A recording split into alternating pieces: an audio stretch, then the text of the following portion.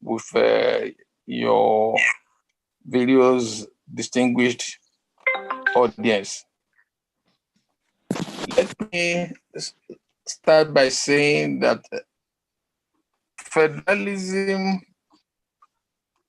is a system of government which presupposes that the people to which it is suitable for are multilingual, multinational, multi-religious. The United States of America was the first country in the world really to run a federal system of government, followed by Canada, Soviet Union, later on Mexico, Yugoslavia, and the likes. Federalism is a system of government where power is allocated between and among the central and the component units. There is no true or untrue federalism. Federalism will be conditioned by the culture and the tradition of a specific geographical environment. Professor Dicey, who is much more accepted as a valid authority, sufficiently elaborated upon the desirability of a federal system of government when you have a multilingual, multinational set of individuals living in the geographical entity. In fact, our own late avatar, distinguished statesman, Chief Obafemi Awolowo, in his thought on Nigeria Constitution, which he wrote while he was in Calabar prison in 1966, elaborated so much about what federal constitution was supposed to be. Nigeria secured its independence on the federal constitutional arrangement, and it was negotiated by the ethnic nationalities and their nationalists who were in politics. And it was in recognition of the fact that Nigeria is an heterogeneous society composed of a multiplicity of religion, multiplicity of language, multiplicity of culture, tradition, artifacts, folklores, morals, and the likes. All these differences were to be given free rein to exist and flourish while we meet at the center. And there was no, it was a system that envisaged that there will be a coordinating center. That center was not supposed to be a master or a boss to the component units that were the regions. And in that federal constitutional arrangement, because there was allocation of responsibilities broken into three different categories: exclusive, concurrent, and residual. So the exclusive legislative list belonged to the federal government within which it could operate. The regional government operated within the concurrent legislative list, and the residual was for the two of them, to operate within.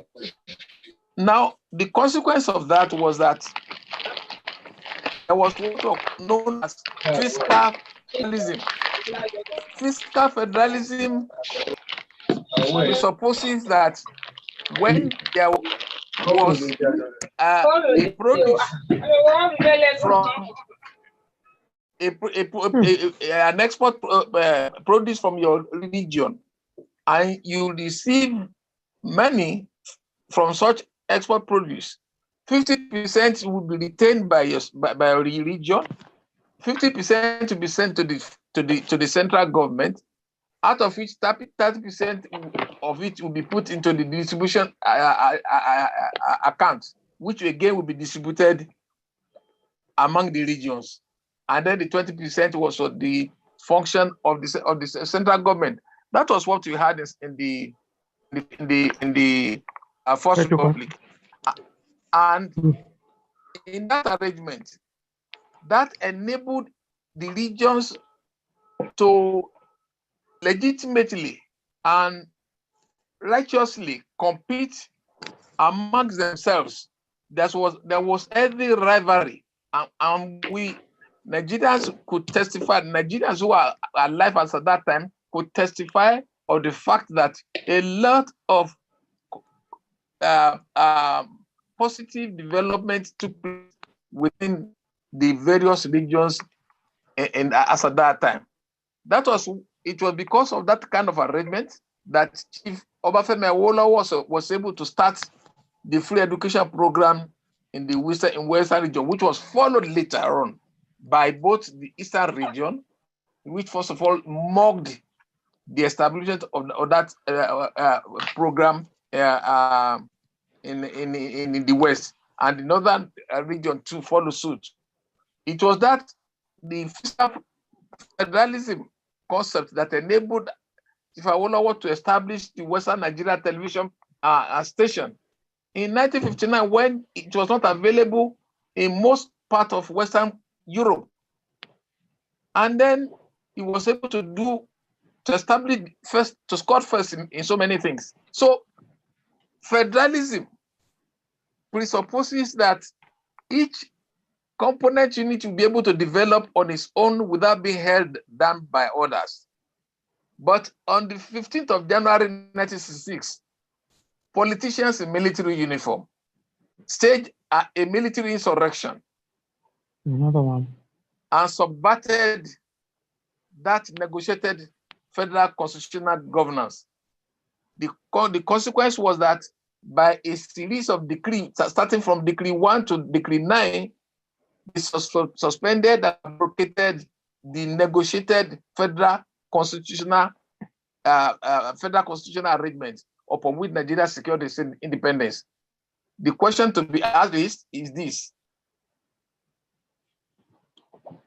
when since then Nigeria had not been given any opportunity to decide as to what kind of government of constitution they prefer.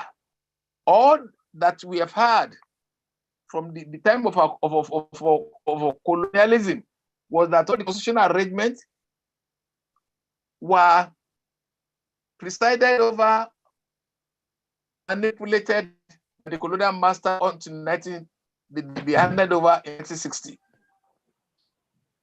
1963, for political expediency, the MPC government said it was going republic.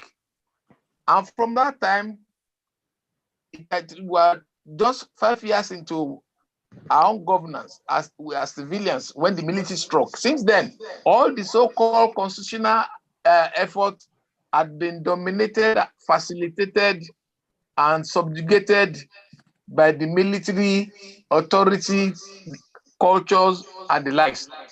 Nigerians have not been privileged to sit down to write an all-inclusive, homegrown constitution called autochthonous constitution. And that has been the situation thus far. And the What is consequence really of stupid? the consequence of abrogating the federal constitution had resulted into injustice, unbelievable injustice, unfairness, unfair play, discrimination of whatever kind you can think of, inequity, and total disregard for the rule of law, fundamental rights of the people, because all powers had been concentrated at the feet of the commander-in-chief of the army. In fact, it is one of those decrees, again, that the military used to appropriate all the powers, all the major sources of funding that the regions had, from which they were reaping money to finance the services they were rendering to their people. All those such means of raising resources were appropriated to the central government. Therefore, the regions or the states, the balkanized Nigerian, which they call states, now had been so bereft of doing anything on their own. And because by 1970-71, petroleum had become a major export earner, so no component unit really was doing much to raise internally generated revenue, since at the end of the month, money from Abuja will come from the so-called federation account, and that's what we find ourselves. So we cannot overlabor the fact that for a country like our own, the centralized, unitarized governance we have been subjected to since 15th of January 1966 has been the basic problem of our inability to develop, to progress, and to respond to the manifest divine destiny of Nigeria to provide leadership for the Black world. Thank you very much, sir. That is very in-depth, very clear, and I'm sure that quite a lot of people are perhaps understanding this issue for the very first time. I have a few questions to ask, sir, and I hope you can hear me. If you can yes, hear me, I just can, wait. yes, can hear me? I can hear you very well. Okay, very good. I have a few questions to ask, sir. And question number one is this: why did the military abrogate and do away with, by their series of decrees 1 to 9, you said, with our federal structure? Why did the military do that in the first place? What was their thinking, and why did they just come by fiat and almost unilateralize us? Well, in any given environment, when it was a fashion, since Abdel Nasser of Egypt was toppled in 1952 in Egypt, and it became fashionable for the military in third world, in African continents, to topple civilian governments. The first casualty of military insurrection had always been the substitution, abrogation of the existing constitutional arrangement, because that was what had conferred legitimacy to the government which they have replaced. And by allowing such constitution to remain, they will remain an illegitimate group. So what they do normally, therefore, is to abrogate and suspend such constitution, and then use their decree to say which part of the existing constitution they want to retain, and put in some a number of provisions to confer some measure of paper legitimacy on themselves. Scholars, particularly one or two of them, one of them is dead now, said successful military coup begets its legality. The fact that when they staged their military insurrection, the civilians were in obedience. So they believe that they can continue to do what they could do. That's the basic reason, is to confer some legitimacy on themselves. But it was not for want of struggle, rejection, and countermeasures by the Nigerian civilians, particularly the Nigerian judiciary, which was a very distinguished branch of the Commonwealth law branch. Because when there was the case of Kikelo Madam Alekun of the University of Lagos, before Justice Shomolu Commission of Inquiry, and then that inquiry decided that the registrar, Adam Alekun, whose daughter was Kikeloma, was entitled to what the military thought he had illegally acquired. The case went on to the Supreme Court. The Supreme Court, in its wisdom, then under Justice Ademola,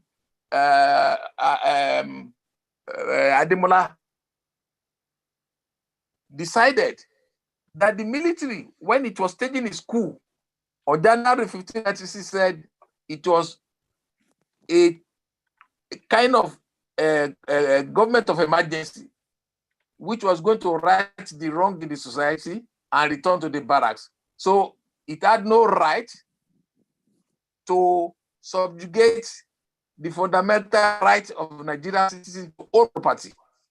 So that decree was null and void. What the military did, in consequence of that, was that they went now to manufacture a decree called Supremacy and Enforcement of Power Decree number 28 of 1970, which now finally decreed that all decree and edits made by the military were not challengeable in any court of law. That had been the situation.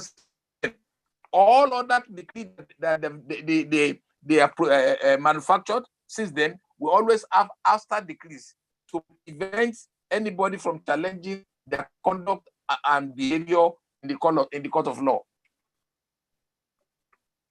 So, sir, what you are saying really is that the architect of these problems that we are having in Nigeria now is the military. The question I have is this. No doubt. So you are in full agreement with me? Okay, that's full agreement. You could even ask you could ask yourself the question: what if the military did not intervene? You could ask yourself the question: if the military did not intervene in Nigeria affairs on January 15, 1966, what could have been the situation of Nigeria today? Tell me. No, it's a question that people like you should be able to be responding to now, because you could again ask the question: what if Alhaji Amadu Bello, son of Sokoto, was not assassinated on 15th of January, Akintola, and then those distinguished military men of both North and the West were not assassinated? What could have been the situation today? Could there have been a counter coup? Could the situation have degenerated that we are going to fight avoidable 3-year civil war that ravaged millions of Nigerians and brought us so low? So many questions you could ask. Then you could also ask, why was it that the young people who thought they were staging a coup to right whatever wrong they thought they was wrong in society, eventually presented a position that was indefensible in the execution of the act, that it became so manifestly clear that it was sectional. But they said that it wasn't sectional. Somebody was saying that what they were supposed to do in the East sort of failed because somebody didn't obey some instructions. Have you heard that theory before? It was a false theory. There are sufficient accounts, participant witness accounts. I sat down with Ademoyega, one of the majors, for several years before he died, and sufficient intelligence reports from police intelligence department, which recorded, frankly, that it was a deliberate effort. For example, the final decision preparatory to the coup of January 1596, 2 of those meetings were held in the home of Major Emmanuel Ifeajuna, who was the real leader of the coup, in his official residence in Apapa in October 1965. And as soon as that meeting held, he tipped off Dr. Nnamdi Azikiwe, who was the president of the country, about the oncoming military coup. So Dr. Azikiwe left Nigeria, that he was going for medical checkup, and he didn't come back to Nigeria until the coup took place. And after Emmanuel Ifeajuna had done all that he needed to do as the one in charge of Lagos, eliminated all the people that he needed to eliminate, what he did was to ferry all the corpses of those people who were assassinated into the named vehicle. I have all them on record, and he proceeded to Enugu. From Enugu, after doing what they wanted to do in the government house, he proceeded to Ghana, where Mazi S.G. Ikoku was already an honored guest of the late Dr. Kwame Nkrumah, and he was there until Juku succeeded in enticing him to come back to Nigeria. So these are the things the questions we must be asking that led us to where we are today. Okay. The other question I have is that, was there any external or foreign influence that inspired or encouraged these young men to take over government, or was there probably also internal forces within the polity that also supported and encouraged them? Do you have any knowledge or evidence to that effect? Oh, I do. And some critical ones are contained in my book, my comic book, Tetu the Konejimu. There was internal a deliberate insistence on a section of Nigeria to lead Nigeria at all costs. It was not possible. The agenda failed them politically. Then their young people decided to collaborate. And I have it on good authority, written letter of Chief Christian Ono, the former governor of Anambra State, his letter to General Aguiyi Ronsi, because he was being tormented by the late Ikemba Odumeko Ojukwu. The reason why Ikemba was trying to humiliate him was because in 1964, Ojukwu wanted to stage a coup. He was the commandant of the 5th Brigade in Kano, and he approached Nnamdi Azikiwe, then president of Nigeria, who thought it was an unwise gambit. Then he approached General Gawan. General Gawan cautioned him and told him that it was a very terrible effort on his part. He should stop the ambition. In fact, he promised him that he was going to report him to the British officer commanding the Nigerian army, who was to be departing when Nigerian army was going to be Nigerianized. And that British officer commanding the Nigerian army called the lieutenant colonel, the majors, and the lieutenant colonels above together for a meeting.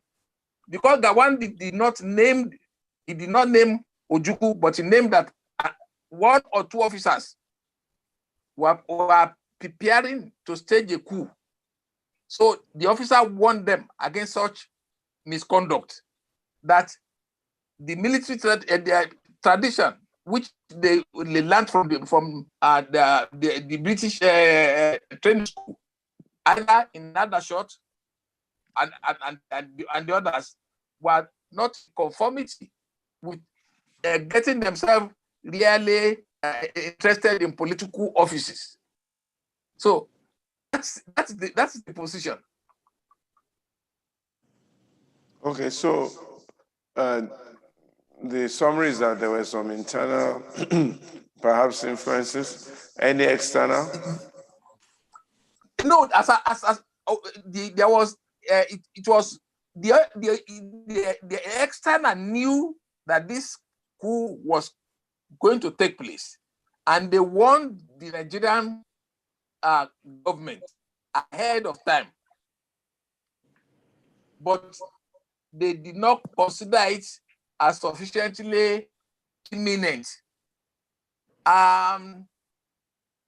While the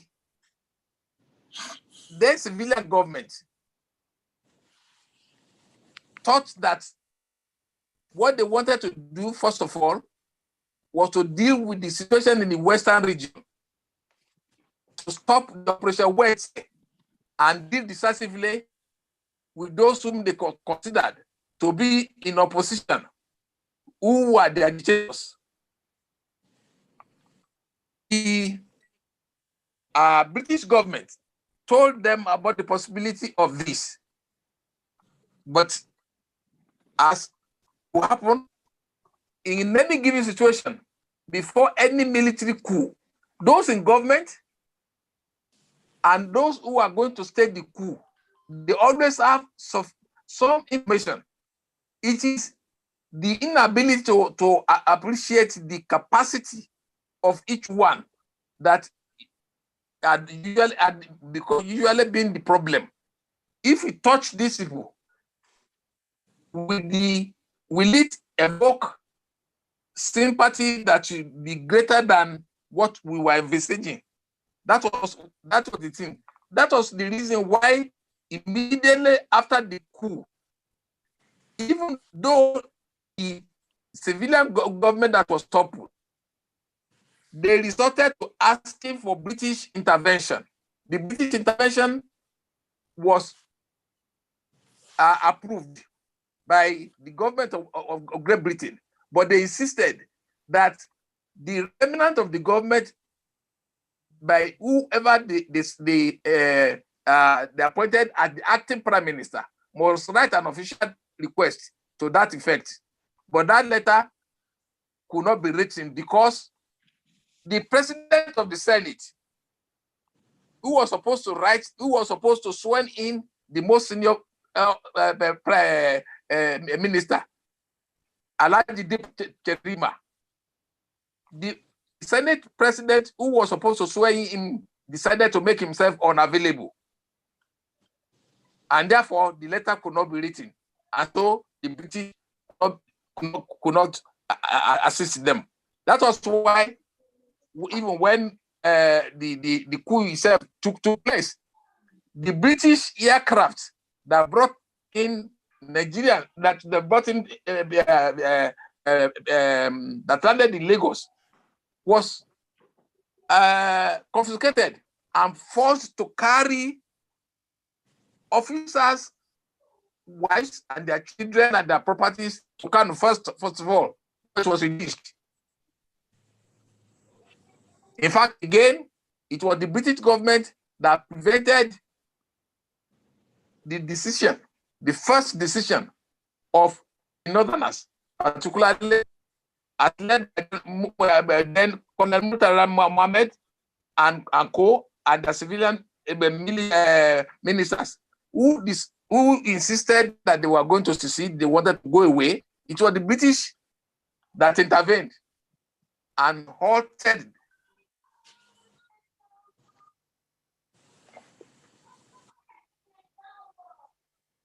When did they say they wanted to secede and go away? When was it?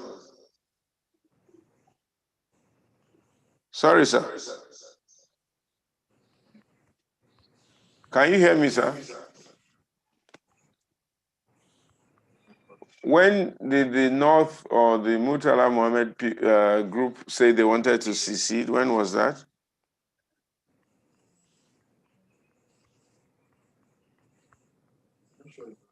After that, January 15th.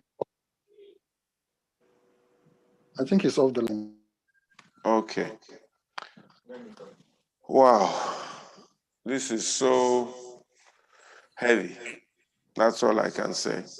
It truly is heavy. And your hypothetical question as to imagining what would have happened if January 15, 1966 did not take place is really deep food for thought.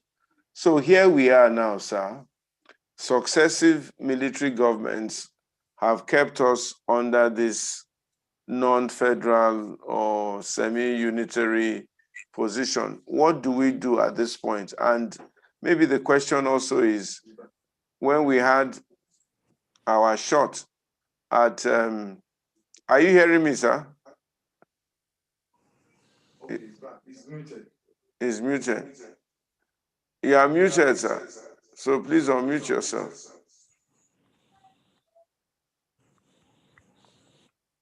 Is he unmuted? No, sir, I will call it back.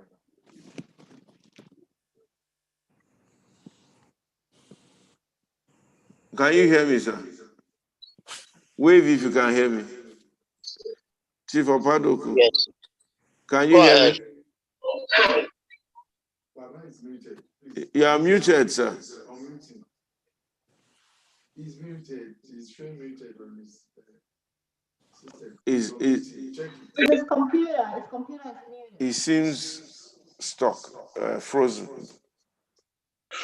Okay. Okay, can you hear me, sir?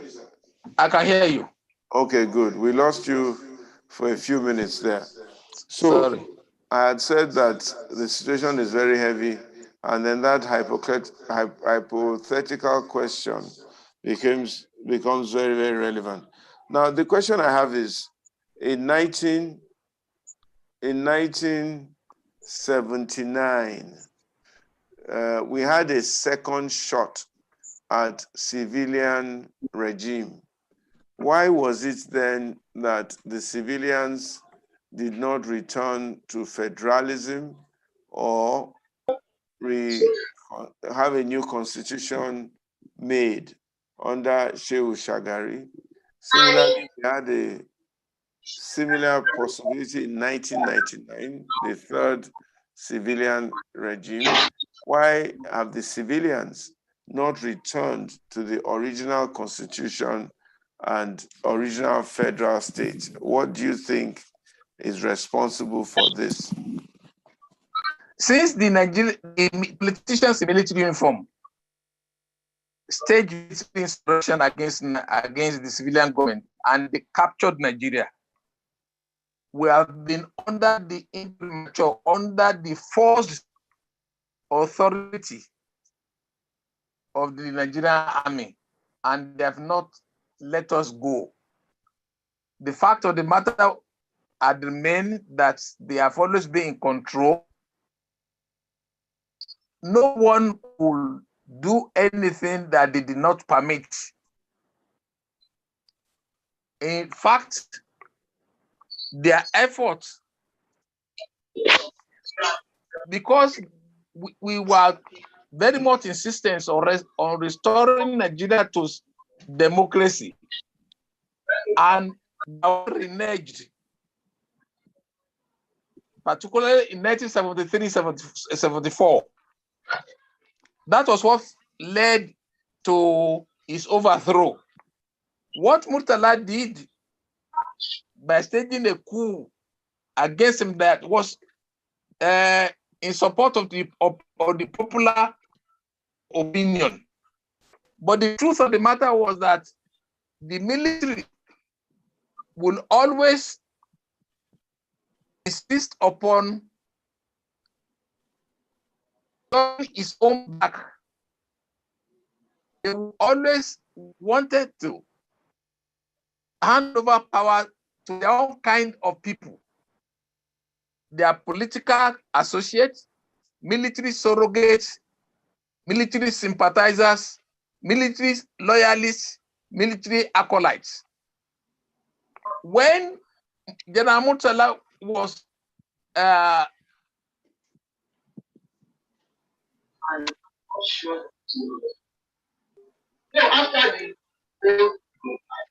of 1975, he told them the kind of constitution they should fashion for Nigeria. It was the type that would be closer to the military organogram structure, where the commander-in-chief is the supreme authority. All powers will flow down from his feet. That was why they went for the presidential system. All the arguments that were conversed during their meetings, I have them in a booklet form. There was a compilation of the argument for and against. The truth of the matter was that none of those ones who participated in the Constitutional Drafting Committee and the so-called Constituent Assembly could raise any opposition against what Murtala Obasanjo government had indicated as to what they would want them to produce. And as a matter of fact, even when Murtala was assassinated and Obasanjo continued, it was clear beyond all reasonable doubt that what they promulgated as a 1997 constitution contained over 27 matters that were not discussed at the Constitutional Assembly. So to assure you of the fact that Nigerians have not been afforded the opportunity to decide their own kind of homegrown, all-inclusive constitution called autochthonous constitution. So we have been living under the shadows and the influence of the military since they arrested Nigerian growth and subverted it till date. I'm going to ask you one more question, sir, and or two more in one, and then I'm going to open the floor for other people on the platform, both on Zoom and Instagram, to ask their questions. Either you can type it in so that our backend can get it, or I can open your mic at some stage and you can ask those questions. So the two questions I have, sir, is this. Number one, so since 1999, what have we been doing that we have not gone back to revisit this issue of our constitution?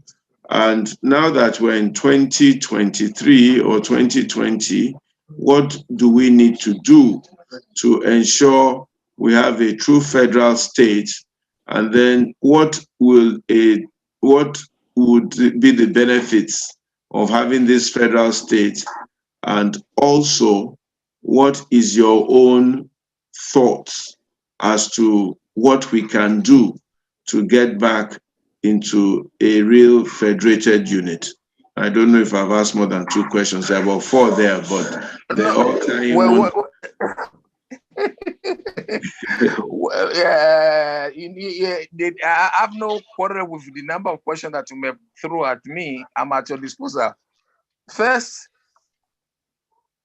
the fact of the matter is that the Nigerian army took over this forced cohabitation from our colonial masters, and they have insisted on holding us to ransom tomorrow. The then Absalami transition program did not accept the recommendation that NADECO submitted to it, that there should be the formation of a government of national unity, whose first business will be the convocation of a sovereign national conference to decide just one question. First of all, to ask whether or not Nigerians wanted to be Nigerians, and if because of the prolonged years of interrelationship, they prefer to be Nigerians, then they should answer the second question. That is, what will be the modus operandi? What will be the rule of engagement? What will be the modality for mutual coexistence? That's to say,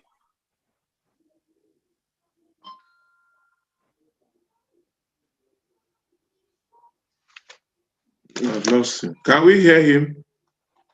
He has frozen. Call him back. No.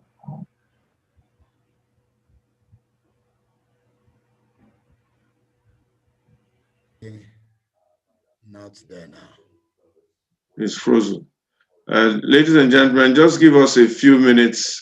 Let us see how we can sort out this slight technological glitches.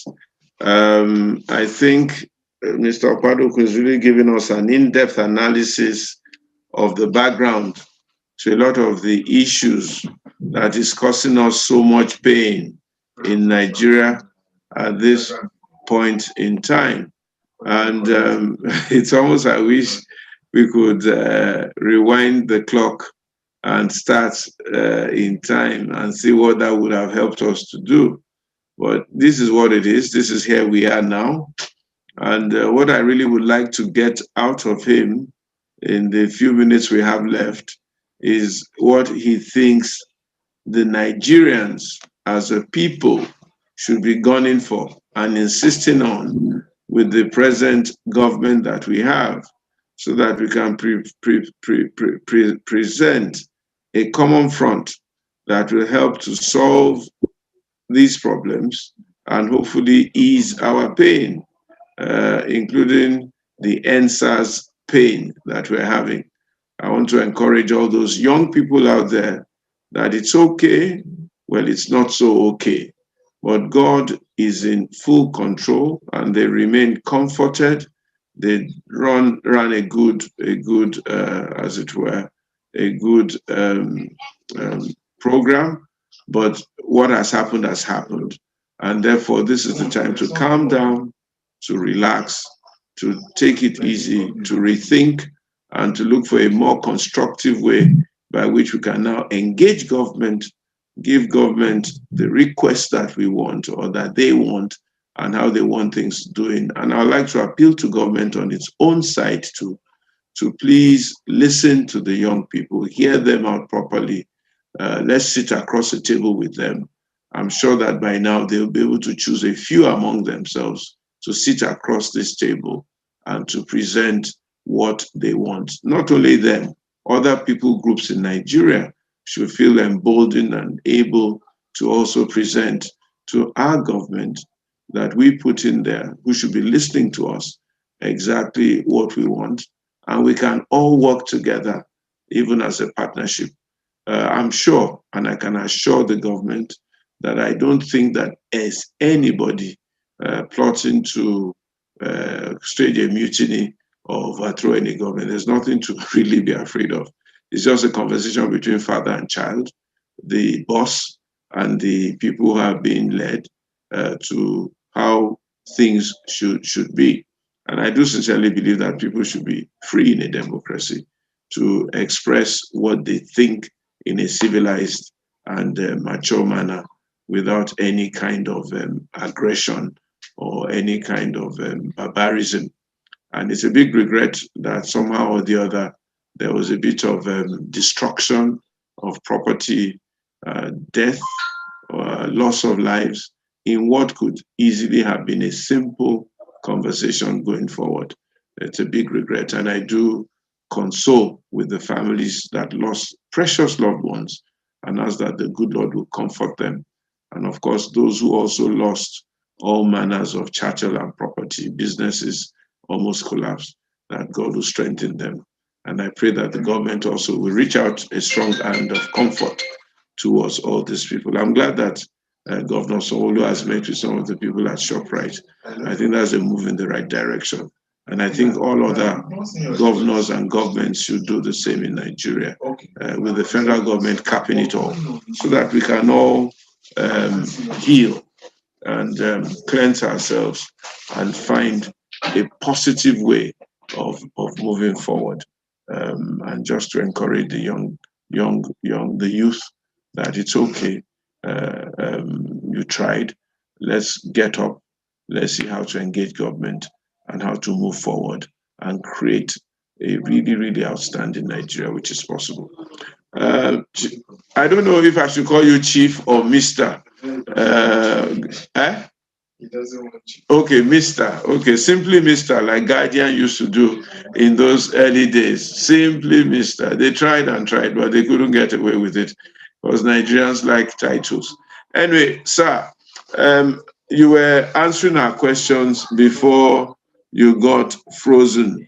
And I used the opportunity just to say a few words to all those who are listening, including the situation that we find ourselves in. What do you think we should do now going forward? I think you were answering those questions in the succession in which I asked them. Please go ahead, sir. Please unmute yourself. Okay. Yeah, go ahead, sir. Okay. The first suggestion, which is the most fundamental, is the fact that the Nigerian state that made the current political operators should be honest with themselves by executing the promise they made to Nigerian people upon which they were elected into office. The APC government promised Nigeria that they will restore Nigeria to federal system of government. This is the 6th year of an 8-year tenure of President Buhari. They should do what he needed to do now is to call all the ethnic nationalities that were the building blocks upon which Nigeria was constructed to come into a meeting with him so as to start the process of getting a united Nigerian setting where through give and take, we can sit down to agree on a constitutional framework upon which we want to be governed, not this centralist and unitarist government. I dare remind anyone who cares to listen that the NSAS is just one of the offshoots of the total provocative, insensitive conduct of the Nigerian state.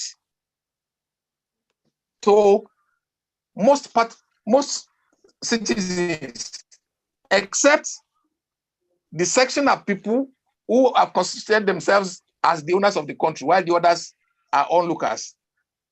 I do not imagine that we have seen the end of NSAS if we don't change course. Changing course means let's return to federal system of government. Restoring to federal system of government, they will not find the kind of thing that happened, because you have now centralized power. Somebody still living in Abuja is deciding for me what happens in Motion local government. There is nowhere where you practice federal system where each of the component units with parliament will not be able to have their own police force to enforce the laws made by them. All these are total aberrations. A system whereby the means of raising resources at the state level have been appropriated to the central government cannot be sustained. And finally, the currently lopsided, skewed, manipulated national structure cannot be sustained any longer. Nigeria, we must remind the political operators that all nation states in the world globally that have been held down by force of arms never lasted. The USSR is no more on the world map today. Yugoslavia is no more on the world map today. Great Britain, the most atrocious colonial master, is fighting its own internal battles because it had to contend with the agitation for self-determination of the Irish, of the Scots, of the Mays. So we need to get back to a federal constitution arrangement which allows for the divergent, different culture, tradition, custom, artifact, folklores to reign freely, and then we meet at the center. You will not find a situation where over 10 to 15 years of graduates can't find job if we have not been centralized and unitarily loaded over by the military. Okay, so I'm going to open the floor for anybody who has any questions. I don't know if from the back end we have any questions. If there's anybody who has a question, you can indicate by just raising your hand very quickly, and I can call you to ask your question on the open floor. Regina, did I see you raising your hands or you were scratching your head? Are you raising your hands? You have a question to ask? Please go ahead. I have a question. I want to know what the practical steps that we can do to ensure that we get back to this federal state. And when I say the practical steps that we can all do, I'm talking about the children, the youths, the young women, the young men, and everyone. What can we do? What are those practical steps that we can do to get us back on track? Thank you very much, Regina. You've asked my question, and I think that's a very, very lovely question. I think the Spirit must have told me that you had that question inside of you. Sir, Mr. Opadokun, we want to know practical steps that we can do individually and collectively at different levels to push our government and ourselves back to this federal state. Well, my answer is simple. We should stop grumbling silently. The Nigerian youth should stop grumbling silently. If you are in disagreement with the current state of the nation, if you are not the only one, 2, 3, 4, 5, 6 of you You should start street dialogue, which will make you to be able to attract the other streets close to you, the next street to the next street, until you can have a community of people who are disgruntled with the existing system. The day you can start to go and do street action, positive street action, to demonstrate that disagree with what is happening, that is the day that the oppressors in power will take you serious. I can assure you of something. Those who have undue advantage to themselves and in power will never take you serious by just your regular agitation, which is underground. But the day you can openly identify yourself as disagreeing with them,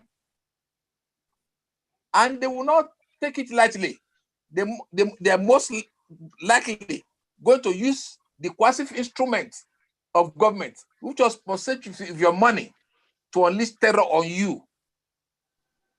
You either have a choice, either to remain in your cocoon because you are afraid of sleeping in the cell, or being violated, your blood being spilled. The truth of the matter is this, that there's a Yoruba language that says, mi ole waku, koni joyele babae. That's the truth of the matter. Those who are oppressing you will remain much more oppressive as long as you do not take positive street action that demonstrates your disagreement with the wrongness of their conduct. And I can tell you from practical experience, as the General Secretary and spokesman of NADECO, those of you who are available or you are mature enough in 1994, 95, 96, 97, 98, you remember that it was not a joking matter. We lost our sweat, we lost our blood, we lost our liberty.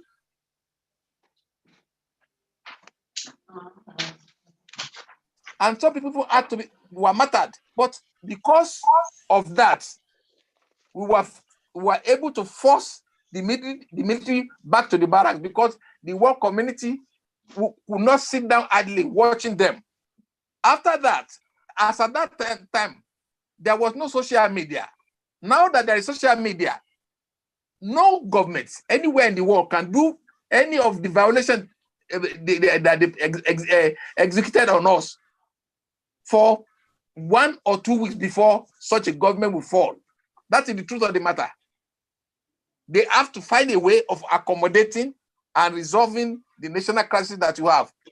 But if you just talking, or you write anything, or you go and sing and dance, they will just be looking at you as non-entities who have no business. In fact, you be shocked to listen to the conversation of some characters who attended the so-called Northern Leaders meeting that took place this either the commencement of this week or last week. It was terribly shameful, to the extent that they were saying in clear terms that the southern youths were irritants that wanted to corrupt the northern youths into agitating against NSAS, and that the whole intention was to destabilize the Nigerian state, because they believe that the Nigerian state is not for all of us, it's for their own privilege.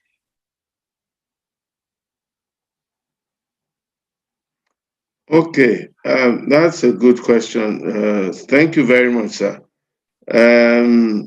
I think Paul Achem says, I think the real problem is that the people who know the problems and who have the power to change the direction of the country are beneficiaries of the system.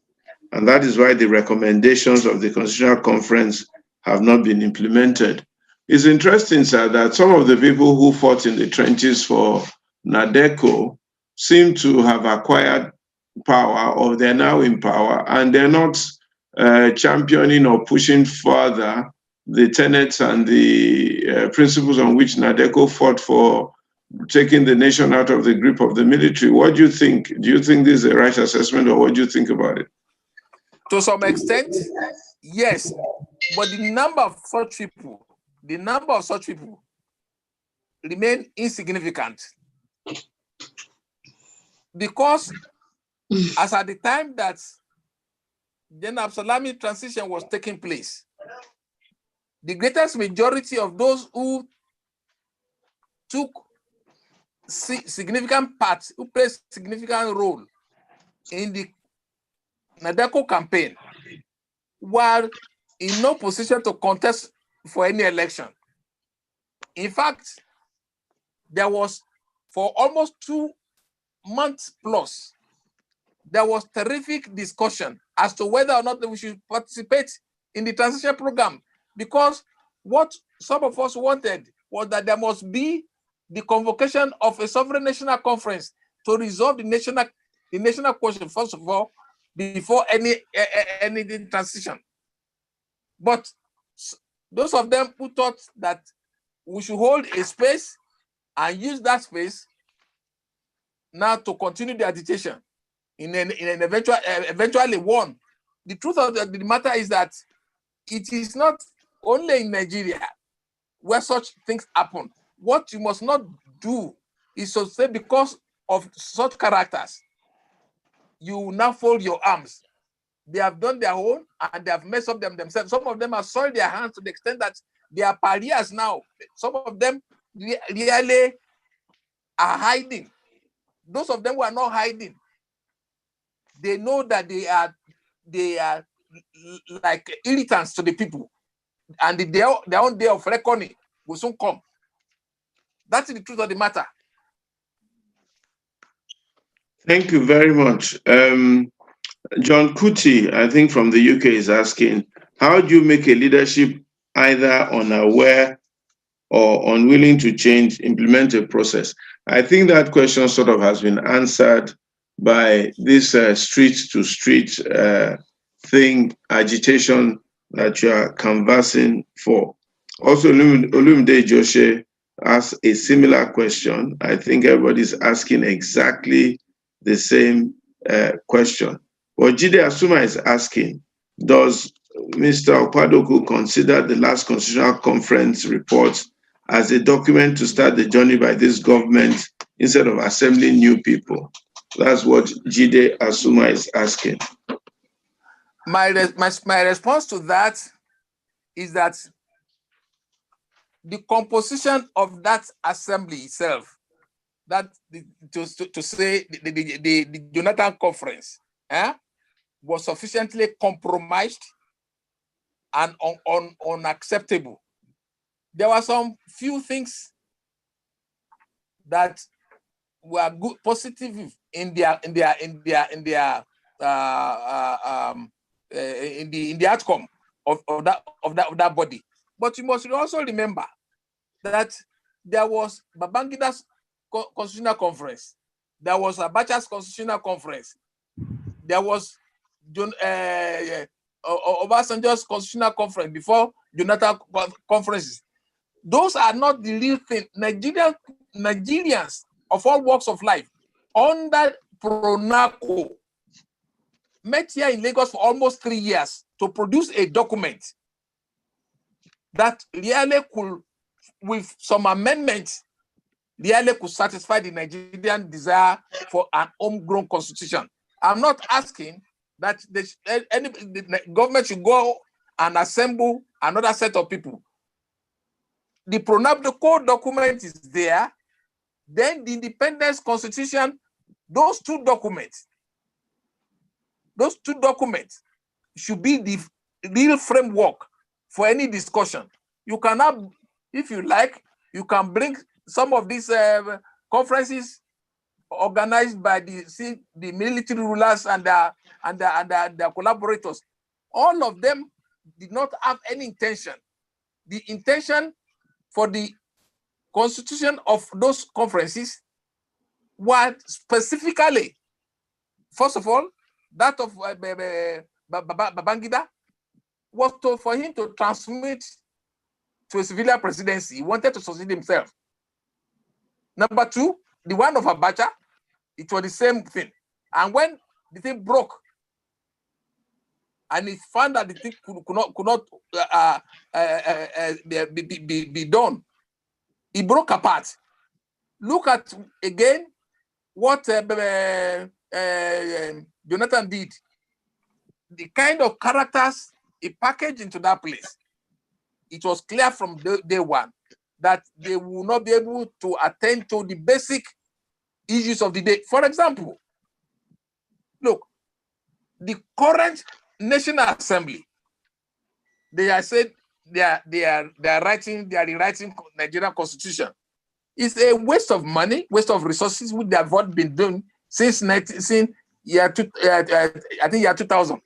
They've just been wasting our money, and they receive grants from foreign donors and development partners again. But the truth of the matter is that as an institution, the parliament is going to be one of the serious matters for us to redesign and to agree upon as to which type do we want. Is it a bicameral? Is it a unicameral? Must it be a permanent job or part-time type? And in any case, what should be the modality for the representation? Because we have had series of unproductive, wasteful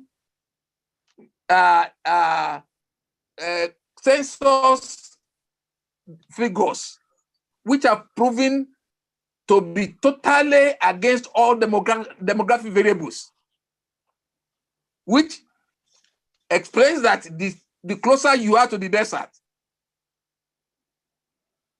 the fewer the people. In the Nigeria setting, it is the opposite. And the so-called census is part of the parameter upon which the limitation of constituencies are made. And so who represents you at the so-called National Assembly? And that's part of the reason why in a political setting where it's difficult for them to pay people 30,000 naira minimum wage, you see the kind of fabulous amount that our legislators and executive are allocating to themselves. We are in trouble. So we must be ready to face, to bail the cat at one point or the other. We are in trouble. God will take us out of that trouble. Amen. Can I, Jerry Azinge asked a similar question. With the presidential structure of the Nigerian government, how can we ensure true federalism? And I think you have responded to that question. The issue is there are two documents that we can go back to, PRONACO and the Independence Constitution. We can look at them, debate those documents, find a process of debating them, have a process of selecting people properly representative of the various constituents of Nigeria, who will look at those documents, tear them apart, build them up again, and come up with a final document that will speak to these issues and speak to every aspect of Nigeria, including the legislative, and decide whether we need a unicameral or dual camera or whatever legislative, which they will be ready to accept. Our prayer is that if this document does come forth or comes out, the executive arm of government will have the strength and the commitment and the courage to actually drive it through. And that is really what bothers me. Why the courage to drive through this process seems to be absent from successive governments, especially from the time of Yakubu Gowon, even till today. And even the ones they've tried to do has been for self-serving interest, according to what you have said. But there's a guy called Unduka Nwosu who is raising up his hand to ask a question. Maybe in answering his question, you can also speak to the things I just mentioned now as we begin to round up. Unduka, please. Do you want to unmute yourself and quickly ask your question? Thank you very much. I'm interested in the historical perspective the respected chairman has presented regarding the events that led to the coup. I am of the opinion that when you are presenting the issues affecting this country, you should allocate blame to all parts, not just one particular area. I have read severally that during that coup, it was Major General Ejo, Lieutenant Colonel, then that was sent to Enugu to assassinate Dr. Michael Okpara. But Archbishop Macarius of Cyprus had paid him a state visit. And in the process, probably the story of the leakage of the coup was, he happened to know about ongoing, and he was smuggled out of the place. And I'm hearing for the first time that dead bodies, probably including Chief Ladoke Akintola, was ferreted to the east. I haven't heard this before. I'm hearing it from you for the first time. No, you are no. That's a wrong statement. I never said so. Some people's bodies, dead bodies, were carried to the east. I heard it. No. I said it ferried them into another vehicle before proceeding to the east. Well, it ferried them. Okay. Ferried them into another vehicle before he proceeded to the east. To the east. He didn't take them to the east. In any case, it is a lie to say that Ejo was going to participate. He left in major school. I have a document of police intelligence report, which is in collaboration with the ones that were available by the intelligence department of Ghana Police Force. As soon as the coup took place, also in Ghana, they related with the what they call the Central Intelligence Department of Nigeria to say they should come and collect all the information they had about the Nigerian coup setting, which clearly demonstrated who participated. Moving forward, please let me continue. I'm still on the floor, please. I've not finished talking. So don't feed us with any falsehood. Ejo couldn't have. Okay, what I'm saying is that when you are presenting a historical perspective, you should allocate blame to every part of the country. You shouldn't be just shouldn't identify one particular part of the country. Two. Okay, Nduka, that's fine. I don't buy the idea that youth should keep quiet. Didn't you see them at Lekki and Malausa in recent times? And what happened to them? What makes you think they should? They're not keep. Why do you think that they are keeping quiet? They're not keeping quiet. So I don't buy that idea. Then three. All right, Nduka, that's not quite what you said. Let me complete what I'm saying, please. Okay, take one more, Nduka, and then we have to move on to somebody else. I may not have the opportunity to come on this platform. Moving forward, what I'm saying is this. Yes. We know the problems of this country. First, the British came and put in place their divide and rule tactics. And then the South left the North to divide and rule the South. How do we forge a relationship that will make it possible for like minds in this country to know that restructuring is a must? We were operating a regional government before the military took over. And that regional government was more progressive. That should be the emphasis at this in this conclave. Thank you. Thank you very much, Nduka. But I think you are just reiterating what Mr. Opadokun has been saying, in that we need to go back to pre-1953 even, or 1960 at the very best. And what we sort of agreed was that there are two documents, the Constitution that led us to independence and the Pronaco document should be the basis on which we now want to relate and discuss. And I think what he said about the youth was that they should get a bit more engaged, in that we now need to do a street-to-street canvassing, getting people educated, aware, informed, and getting everybody involved, which is part of what this whole discourse on Nigerian leadership is supposed to do, to get people like yourself and everybody else, the elite, involved and talking Nigeria and thinking Nigeria. The problem with a lot of us is that we talk and we, first of all, don't have the facts or the information or the background. We talk and talk and talk and talk. and get frustrated that government is not implementing what we're talking about, when we actually even haven't articulated a proper position to government or come together to agree on a position. Everybody is grumbling, and that's what Mr. Opadokun said. He said people should stop grumbling in their conclaves. People should come out and say exactly where the shoe is pinching and what they want. And that is part of the problem. A lot of us, including myself, in the past, abdicated our responsibility to the Nigerian state. When politics came in 1999, a lot of us stayed in our practices, in our jobs, in our profession, and said we didn't want to get involved.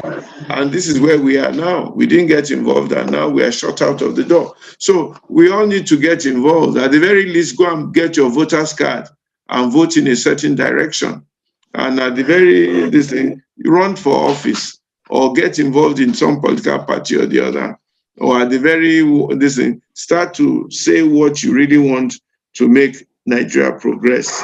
There's somebody, Nimi Amakri, who's saying, do we have a country to save?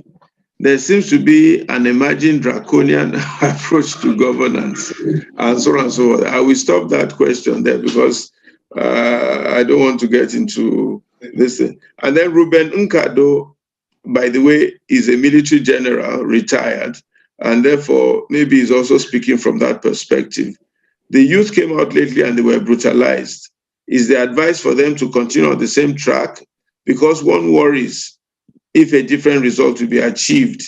And then is the section of the country that has you stopped everything not identifiable? Maybe we shouldn't go into that right now. Let's just talk as one Nigeria, because we want, if possible, one Nigeria, blah, blah, blah. So that's what Ruben, our former military general, was saying. I thought he was going to defend the military, but I don't see him defending the military. Sir, what are your thoughts as we begin to wind down and bring this conversation to a close? Olumide Joshi is also saying, is a sovereign national conference an imperative as the setting or crafting of a true federal constitution? I think that has been answered, Olumide, by saying, let us go back to Pronaco and the independence constitution and let a few people sit around the table, selected by their own people, to discuss it. Sir, do you have any other thoughts and things that you want us to live with? Okay. Thank you very much, the chairman and moderator. My position in the last, say, virtually the last one decade, the last 10 years, each time I was invited to come and give a lecture or to be a guest speaker at a seminar or workshop, is to challenge the youths to take their destiny in their hands. Because most of these characters who have ruined Nigeria started before, some of them before they were 30. Gawan was not up to 30 when he became head of state. So it is it's within the province of the youth and the elites to make themselves relevant to their community, to their state, and to the nation. When I returned from my second imprisonment under Abacha, Which was the first one, sir? The first one was for 24 calendar months. Okay, you were imprisoned twice by Abacha. Yes. October 11, 1994 to October 2nd, 1996. Then the second one was in May or June 1998. So I was in Ikoyi prison when he died. What I heard from quite a number of your people of your caliber, professionals, elite, was that, thank God, you, our seniors, You sacrifice everything of your own to save us, the indignity that was unleashed on us. Now we now know that it is important for us to be involved. You said politics is corrupt. If you as much as you allow the corrupt people, therefore, to occupy the space of politics, they will play corrupt politics and they will constitute themselves into government, and they will they run corrupt government, and it will affect you, and there's nothing you can do about it. Therefore, decent people think themselves to matter, that they matter so much. You should now start thinking as to what your own contribution should be in your environment. I am not of any fancy of any political party in Nigeria, because I don't even believe that there's a political party in Nigeria. What I believe that they have now is political contest platform. Political contest platform. Because I see no difference between 6.5 of a dozen. Between the APC or PDP, there's no difference. You can steal all the money in the world, formerly in PDP, the day you enter into APC, the totality of your corruption is cleansed. You become a saint. Go and say no more.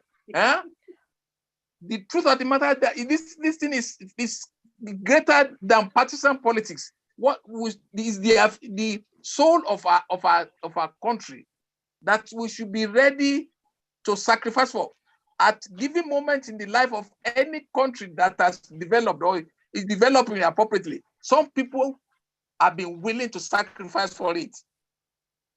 If you say that, yes, because they killed some people at Lekki, and that should be the end of it all, then you will never grow. Nothing will happen, because the oppressors will continue to intensify their oppression. That is why I'm suggesting the most viable, what Pandit Nehru, what Indira Gandhi did to drive away the outrageous British colonial masters after over 340 years in India, was civil disobedience. They just made sure that they could organize themselves and march on the street, say no more. That we can do in Nigeria if people are ready. If the young people are ready and they know that their future is at stake. Otherwise, those who are oppressing us will continue in their gambit. I'm not too sure that the current political operators care for you at all. They continue to make statements that are provocative and very insensitive. And how do you explain that, except for matter of what they call illogical statement?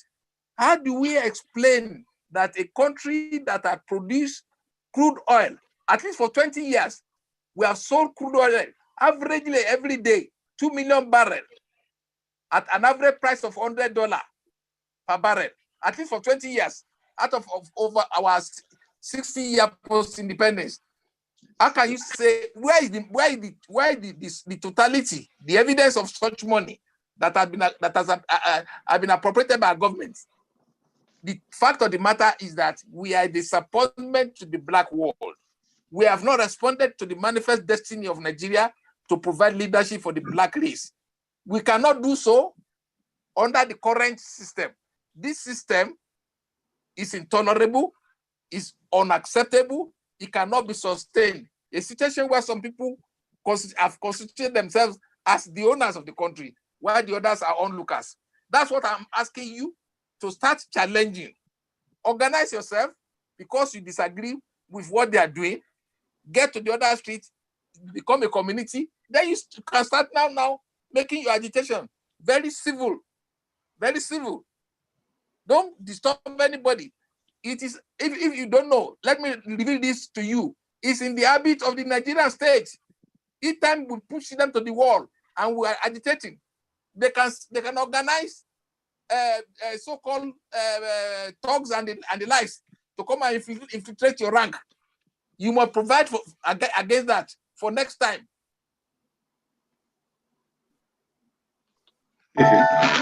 Thank you very much, sir. I think we can leave off this discussion on this level for today. We would like to have you back, sir, at some stage to discuss a few more things in a slightly deeper perspective, and from some perspective whereby we can actually, aside from the street conversations we're going to, that you are recommending, maybe there might be one or two other things that we may think through that we can add on to that. I mean, the elections are coming up in 2023, thereabouts. What are your thoughts on that? And is there anything that can be done through at least the means that we have the ballot box? Is there any hope? Do you have any hope in that process at all? Nigerian state is not ready to conduct a free and fair election. I can tell you this without any doubt in my mind. At least Alhaji Dakande is still alive. Go and ask him. Did he spend 10,000 naira of his own money to become governor in 1979? Even for you to run as a councillor today, you must have millions. So for me, 2023 election is a wishful thinking. It's a mismatch. It is not the real thing. The real thing is for us to reconstruct this national edifice that is lopsided, that is warped, that is totally unproductive. That is what we must work for. This structure is unsustainable. Any structure that enables anybody who administers it for a temporary period of time to become a despot.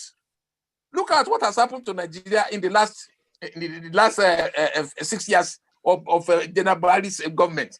And I've said so on the screen. I've interacted with the media and I challenge him. Look, Section 2 of the so-called 1999 Constitution, which was brought into existence by Decree 23 of 1999. Section 2 dealing with fundamental objectives and directive principles of state policy. Section 14, subsection 3, in a precise form, is saying that no agency of government must be composed in such a way as to have a preponderance of particular group, either of tribe, religion, or anything. What do we have today? What we have today as Nigeria Security Council is another Security Council. Exactly. So how can you allow such a thing to remain? It's an impeachable offense. Nobody is talking about it because most of our people are afraid. They don't want to sleep in the cell. Your oppressor will continue to undermine you and make you irrelevant.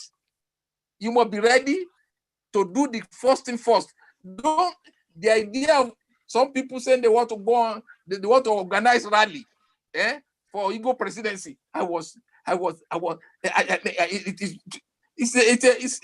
It smacks of inability to understand their priority. Which government, which presidency?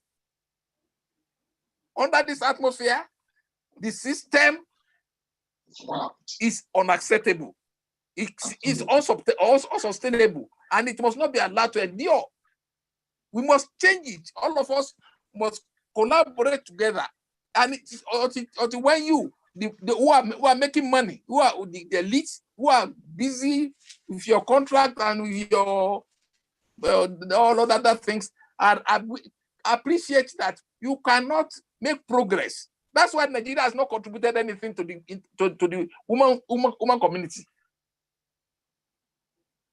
Why did we have this conversation, sir, in 1999, 2003, 2007, 2011, 2015? Why wasn't this level of conversation taking place then?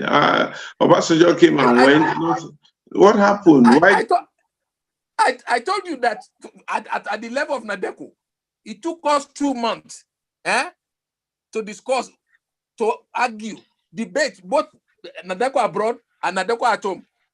Because some of us imagine that it is the national structure that, first of all, we must sort out to answer the national question before we go into any election. We have always been mindful of that. And those of them who thought they wanted to play politics, yes, some of them have played politics. They have made all their money.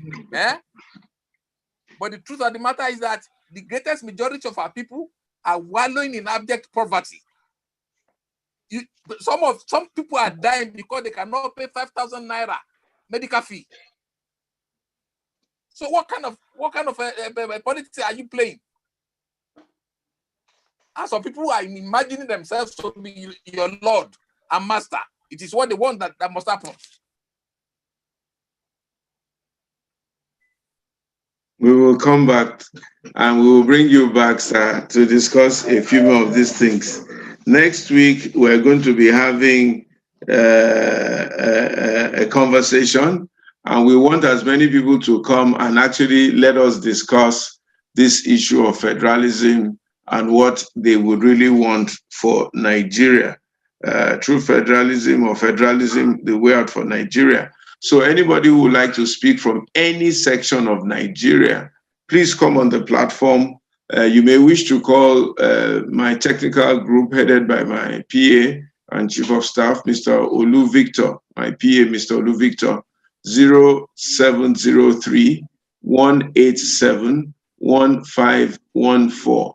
0703 187 1514. If you want to come on the platform, or if you know anybody who should come on the platform who may have an opinion from every part of Nigeria, maybe we can start this constitutional debate on this platform. If you think that you represent a group or a certain area of Nigeria and you want us to hear your conversation on federalism, even from you insisting that no, we shouldn't go the federal way, a unitary government best serves our interests in Nigeria. Let's hear your opinion. It's worth hearing, worth debating, worth conversing about, and let's see how we can make our way forward. Or you can send an email to Pastor Itwa PA, Pastor Itwa PA, and Itwa is spelled ITUAH PA @gmail.com. Let us have a really robust discussion. Let us see if we can come up with a communique that we can present to the federal government of Nigeria. Remember, I said the federal government of Nigeria, as to how we should really do this thing to make us truly federal and discuss this federalism. I want to thank everybody that has been on the platform. Again, Theodore, I'm not going to mention any names, and I know you are going to crack up and laugh today, at least not today. Maybe when you are going out, I can greet a few people. I want to thank everybody for being on the platform. I want to say that it's been a very, very educative, illuminative, and instructive conversation by a person who is both a journalist, a lawyer, and I dare say a lecturer, a teacher. He lectures beautifully, point by point, and reference by reference, a real epitome of history. We'd like to see how we can support the printing of publication of some of these books, and we can discuss that on later offsite, sir. And see what we can do about this street participation. Again, if there be anybody who is interested to be part of this street by street conversation that Mr. Opadokun has suggested, can you please also let us know, Olu or Pastor Itwa PA @gmail.com, so that it's a conversation, it's part of our political process of making sure that we can get involved in the politics and the leadership of Nigeria. I want to thank everybody for coming. God bless you. God bless Nigeria. God make Nigeria great again, because I do think that before the British came, we were great. And now that they have gone, we will be great again. if we can get our policies and processes and direction right. Sir, let's just take one last word from you, if you have a word for the audience before we depart, and then we will close. Mr. Chairman, in my final word will be as follows: 2-3 things I want to make clear.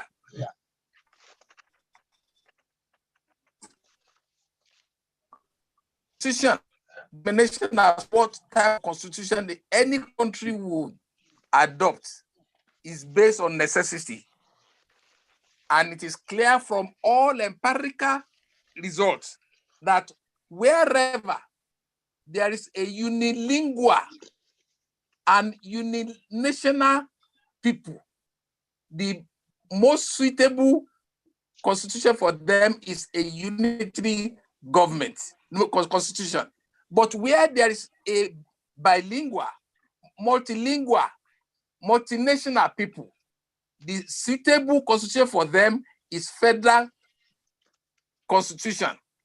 Whenever you decide to exchange each one for the other, not minding these parameters, it had always resulted into chaos, because Homo sapiens all over the world, either they are in United States of America, Europe, Asia, and the other continent, and Africa, we are human beings. Nobody wants to be subjugated. In fact, I dare say that self-determination is the anthem of this millennium that we are in. So all of us must work together, because the more you are educated about what is going on around you, that you are being subjugated by a particular set of people, you should react. And that is what the Yoruba people say,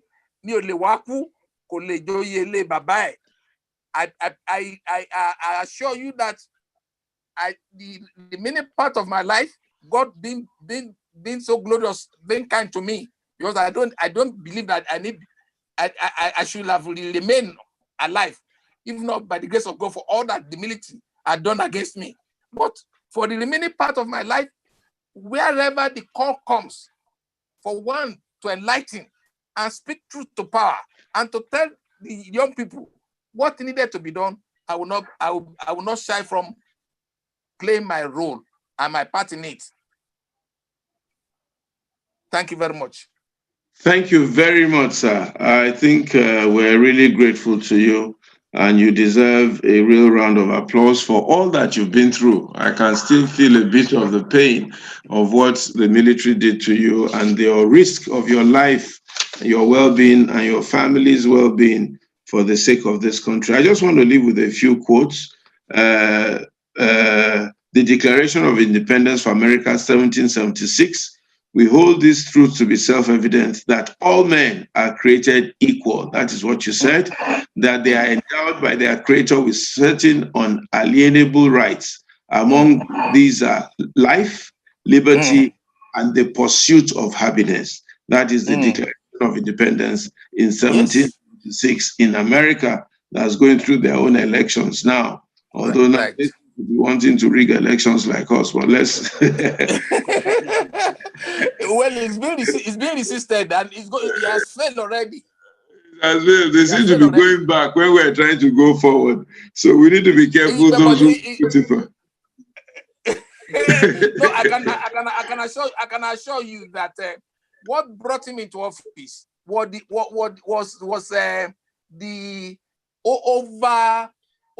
overindulgence of the Democrats.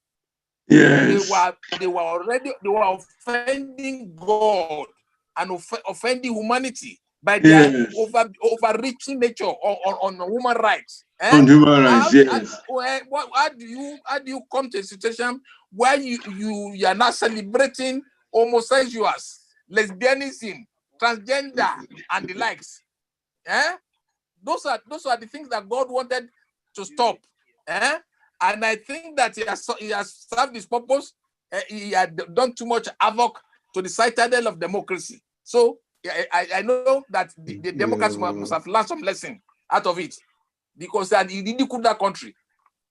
I hope they have learned. I'm not sure they have learned, but let's see how it goes. Okay. Let's see what James Madison said in 1787. I am not a friend to every very energetic government. It's always oppressive. That's what James Madison said in 1787. Then let's look at what James Wilson said on the study of the law. Without liberty, law loses its nature and its name, and it becomes oppression.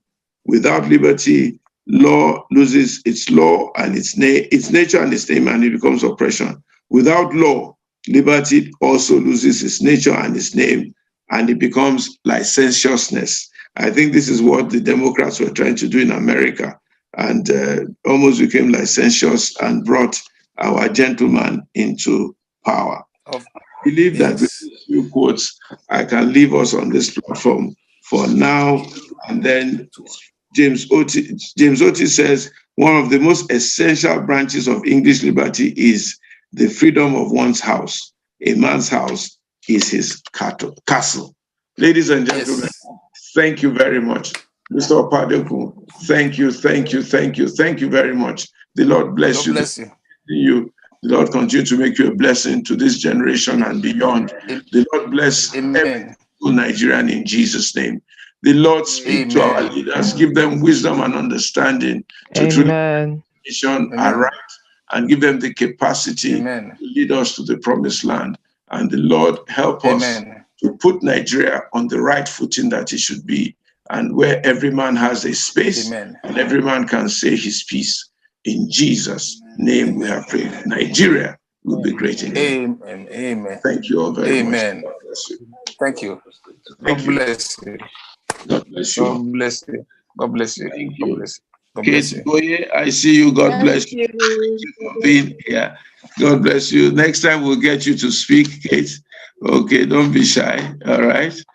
Send Olu a text message or an email or something. I'm sure you have the number, and then we can. I will. Thank you so much, Pastor. And so just been very educative, very informative. So many things I didn't know about Nigeria, the federation, the everything.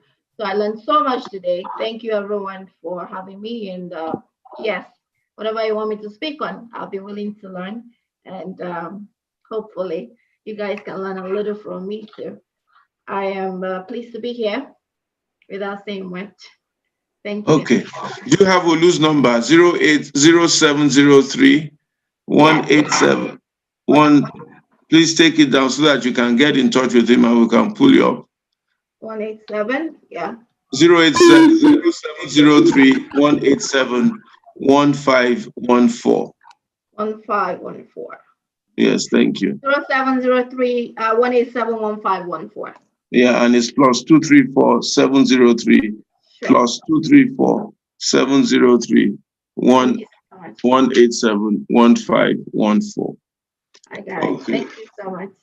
Thank you, Jerry. Thank you very much. Good. It was good to see you. Yalode, I see you hiding there. God bless you. Thank you for being part of this story. Mrs. Owoshino, I see you also. Ruben, the great general, thank you for that question. Regina, it's well. You and I have an appointment. Don't run. Let me catch up with you. Tony, God bless you. Thank you for coming. Elijah, thank you very much. Carol, Olaseyinde, I see you there. Robert, thank you. God bless you. Gbade Oyewole, thank you very much. Jide Asuma the Great, how you doing? Good to see you. I see you, Falabi. I don't know why you are growing that beard, but I see you. God bless you. Shegu Emmanuel, God bless you. Gladys Bello, God bless you. Prince of Basike, are you in Kenya or are you in Uganda? How is life?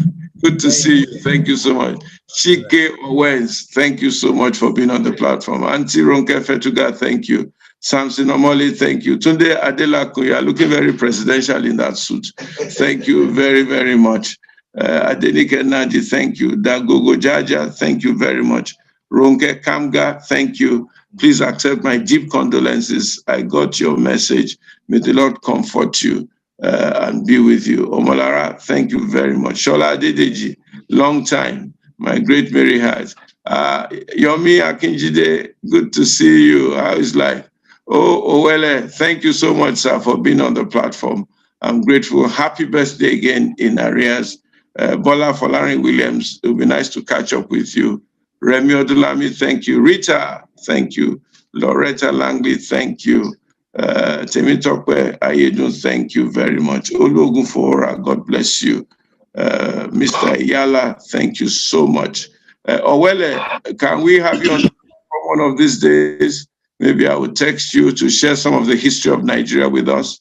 Thank you so much. Azizat Tijani, thank you. God bless you all. Thank you for being part of the Nigerian story. And I do believe that our nation will be great again in Jesus' name. Genesis, thank you very much. Larry Lewis, thank you for being part of this story. God be with you all and God strengthen you in Jesus' name. Ladies and gentlemen, thank you so much. God bless you. Have a wonderful evening.